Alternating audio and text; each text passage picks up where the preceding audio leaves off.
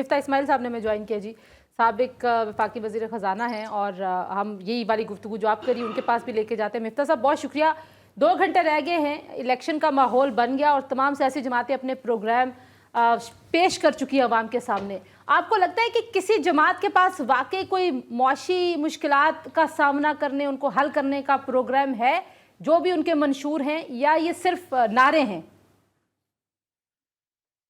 دیکھیں، اگر آپ منشور کو ایک نظر سے دیکھیں تو ایسا لگتا ہے کہ پاکستان کسی سیاسی بحران میں نہیں ہے۔ حکومت کے پاس بہت پیسے ہیں جس سے عوام الناس کو حکومت پیسے دے گی، تو کوئی بجلی سستی کرنے کی بات کر رہا ہے، کوئی بجلی مفت دینے کی بات کر رہا ہے، کوئی اور ڈیولپمنٹ کی باتیں کر رہا ہے، وغیرہ وغیرہ۔ لیکن ظاہر ہے کہ سیاسی مینیفیسٹو منشور جو ہوتے ہیں اس کے اندر ایک عوام کو امید دلانی ہوتی ہے، اور ایک کم از کم اس کی بات کرنی ہوتی ہے۔ لیکن میرا نہیں خیال ہے کہ اس وقت ہماری جو سیاسی پارٹیاں ہیں وہ سمجھتی ہیں کہ ہم کس سیاسی حالات سے دوچار ہیں اور کیا کیا چیزیں ہم کو کرنی پڑیں گی ان سیاسی مسائل سے نپٹنے کے لیے۔ میں نہیں سمجھتا ہوں کہ کوئی بھی سیاسی پارٹی اس وقت جو ہے اس کو اندازہ ہے کہ پاکستان جو ہے اس کو آگے لے جانے کے لیے کیا کیا چیزیں درکار ہیں۔ اچھا، ہمارے ساتھ امیر عباس صاحب بھی ہیں، غریدہ فاروقی صاحبہ بھی ہیں، ثنا ہاشمی صاحبہ بھی ہیں، رضوان جعفر، ہمارا پورا پینل ہے، اور لاہور اسلام آباد کے بیورز بھی، کیونکہ آپ ہماری ٹرانسمیشن میں ہیں۔ سو غریدہ وہ کہہ رہے ہیں نہیں ہے کوئی پروگرام کسی کے پاس۔ مفتاح اسماعیل صاحب، غریدہ فاروقی عرض کر رہی ہوں، سوال میں آپ سے کرنا چاہوں گی، آپ خود بھی وزیر خزانہ رہے ہیں، مشیر خزانہ بھی رہے ہیں، جو بھی حکومت آتی ہے، نون کی آئے، پیپلز پارٹی کی آئے، کسی اور پارٹی کی آئے، مخلوط حکومت کی آئے، آپ سمجھتے ہیں کہ آئی ایم ایف کے پاس جانا مجبوری ہوگی، اور کتنی جلدی چلے جانا چاہیے گیون دیٹ بجٹ بھی دینا ہے، اور آئی ایم ایف کے پاس نہ جانے کے، دیر کرنے کے 2018 میں ہم نے اس کے ریپرکشنز بھی دیکھے؟ مفتاح صاحب جی، ہم نے 2018 میں بھی دیکھے اور حال میں بھی ہم نے ریپرکشن دیکھے۔ جب ہم آئی ایم ایف کو آنکھیں دکھا رہے تھے تو مشکل ہوئی ہیں۔ ہم کو فی الفور آئی ایم ایف کے پاس جانا چاہیے۔ مارچ کے اندر ہمارا ایک اور ریویو آئی ایم ایف سے ہوگا۔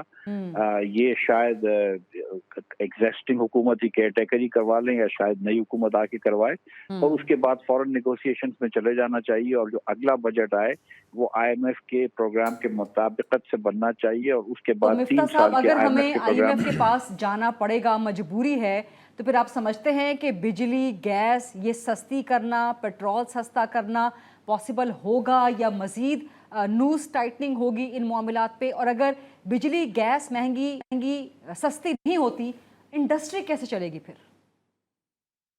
تو یہ الگ الگ دیکھیں، پیٹرول کا جہاں تک تعلق ہے اس کا تعلق برینٹ آئل پرائس سے ہوتا ہے کہ دنیا کے اندر یہ تیل کا کیا ریٹ چل رہا ہے، اگر اس کے حساب سے تو وہ ہو سکتا ہے سستی ہو جائے اگر دنیا میں تیل سستا ہو جائے یا مہنگا ہو جائے۔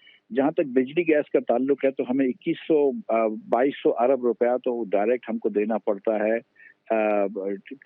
اس کے لیے، آپ کی کیپیسٹی کاسٹ کے لیے۔ تو جب تک کہ ہم مزید بجلی نہیں بیچیں، خاص طور پہ جب تک کہ ہم سردیوں میں مزید بجلی نہیں بیچیں، بجلی سستا کرنا بہت مشکل ہو جائے گی۔ اور گیس کے کیونکہ ہم نے کوئی لانگ ٹرم معاہدے نہیں کرے بہت عرصے سے، جس کی وجہ سے ہم سستی گیس نہیں لے پا رہے، لیکن اگر حکومت سستی گیس لے کر آئے تو اس کو ہم سستا کر سکتے ہیں، بشرطے کہ اب جو پاکستان میں ہم ریفارم کی باتیں کرتے آ رہے ہیں لیکن کرتے نہیں ہیں وہ ان پہ ہم کچھ عمل بھی کریں۔ امیر عباس صاحب بھی آپ سے سوال کرنا چاہ رہے ہیں۔ مفتاح صاحب، یہ جو اسٹیٹ انٹرپرائزز ہیں جو سفید ہاتھی ہیں، ہر دور میں ان کی پرائیویٹائزیشن کی آواز اٹھی، ابھی اس نگران حکومت کے اوپر بھی بڑی امید تھی، چونکہ یہ ٹیکنوکریٹک ہے، ان کے اوپر کوئی پولیٹیکل پریشر نہیں ہے، یہ کچھ اس پہ پیش رفت کریں گے۔ ان کے جو سرکولر ڈیٹس ہیں یا جو ان کے واجبات ہیں، ان کا کتنا پریشر ہوگا آنے والی حکومت پہ؟ دیکھیے، پچھلے 2 سال میں 1400 ارب روپے کا یہ سرکاری کمپنیاں نقصان کر چکی ہیں۔ پی آئی اے مثال کے طور پر پچھلے سال 90 ارب روپے کا نقصان کر چکی ہے۔ آپ ایک سال اور انتظار کر لیں، اس سال 110 ارب روپے نکل جائیں گے۔ تو پریشر یہ ہے کہ آپ جس جگہ پہ بچوں کو تعلیم دے سکتے ہیں یا ہسپتالوں میں ادویات دے سکتے ہیں، آپ وہ اسٹیٹ انٹرپرائزز پہ نقصان کرتے ہیں، اور لوگوں کو نہ خدمات ملتی ہیں نہ اس کی اچھی سروس ملتی ہے۔ تو اس کا بہت زیادہ پریشر ہے، اور اب مجھے لگتا ہے کہ آئی ایم ایف کے پروگرام میں یہ صفحے اول پہ لکھا ہوگا کہ آپ نے ان چیزوں کو پرائیویٹائز کرنا ہے، اور بجلی اور گیس آپ سستی کر ہی نہیں سکتے۔ ہم نے دیکھ لیا پچھلے 15 سالوں میں مختلف حکومتیں آئیں، مختلف بورڈز آئے، ہم نے دیکھ لیا کہ بہتری نہیں آئی ہے جب تک کہ آپ اس کی نجکاری نہ کریں۔ अच्छा, अगली हुकूमत के मैं लिए रिजवान साहब ने भी आपसे सवाल करना, लेकिन एक छोटा सा सवाल, आपने कहा कि उम्मीद देनी होती है, ये जो सियासी मंशूर हैं, आपका अपना भी जो एक इख्तलाफ था वो सच और सच्ची उम्मीद और सच्ची तस्वीर पेश करने पे था। आपको नहीं लगता कि ये भी बददियानती है कि आप ऐसे वादे करते हैं जिसके वसाइल ना हों? तो क्या ये सियासी जमातें, सियासतदान ये समझते हैं कि अगर वो आवाम को सच बताएंगे तो उनको वोट नहीं मिलेगा? देखिए, अब मैं तो नहीं साहब एक समझता सवाल का कि मुझे मैं मौका नहीं दीजिएगा। जानता हूँ कि सियासतदानों के जहन में क्या बात है, लेकिन सच्ची बात यह है बहन कि हम में से कोई भी ये नहीं समझता है, पाकिस्तान का कोई ये इंसान नहीं समझता है, चाहे वो पढ़ा लिखा हो या कम पढ़ा लिखा हो, कि बिजली जो है वो 80% या 90% घरों में मुफ्त हो जाएगी। हम में से कोई भी ये भी ध्यान नहीं करता कि 30% बिजली जो है वो सस्ती हो जाएगी। तो लोगों को पता है, और क्योंकि ये जितनी भी पार्टियां हैं ये पहले अक्सर हुकूमत कर चुकी हैं किसी सूबे में, किसी वफाक में, तो लोग सबको ही जानते हैं कि हमने इनको भुगत लिया है सबको।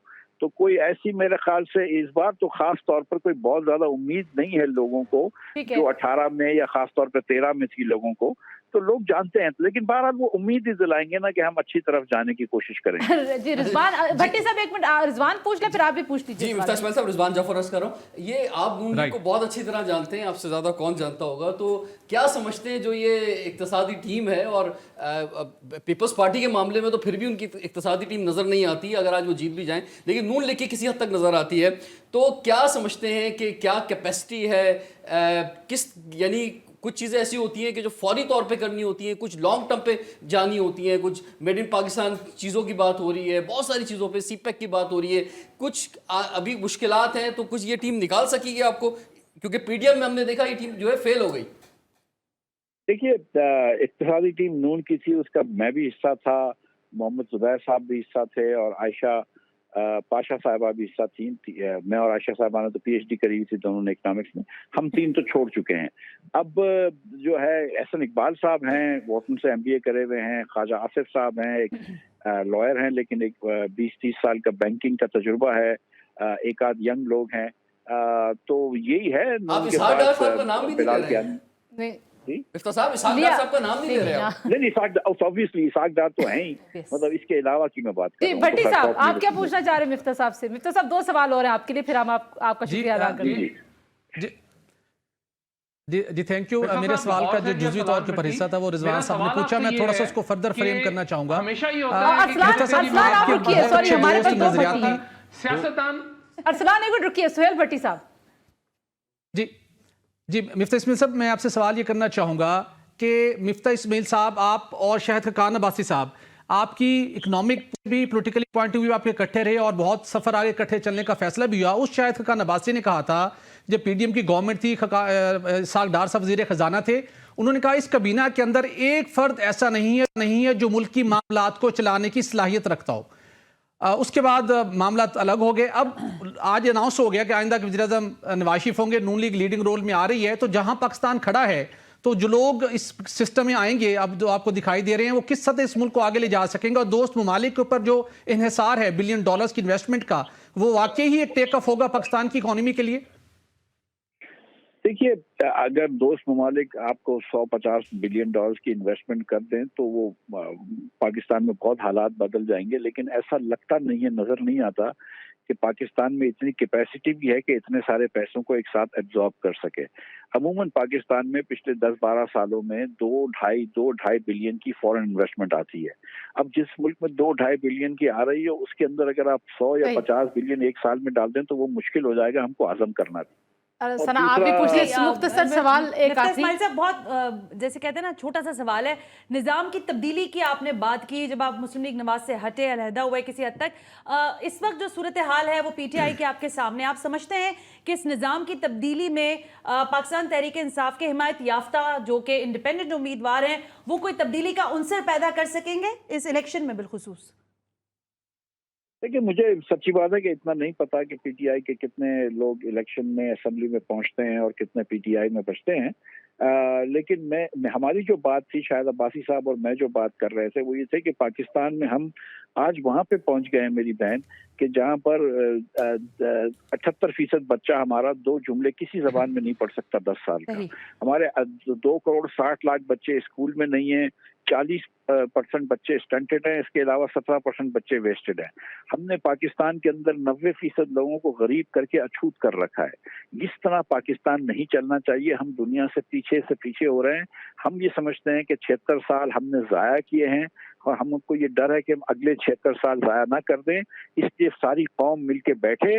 और अब अगर इलेक्शन के बाद मियां नवाज शरीफ वजीर आजम होते हैं तो उनको मैं समझता हूं कि सारी कौम को साथ लेके चलना चाहिए, हर सियासी लीडर को साथ लेके बैठना चाहिए और सबको साथ लेके बैठ के एक आगे का राह बनाना ये आपने चाहिए। कुछ 100 आने की बात की दुरुस्त, और बहुत शुक्रिया मिफ्ता इस्माइल साहब, आपने अपने मसरूफ वक्त में से हमें वक्त दिया।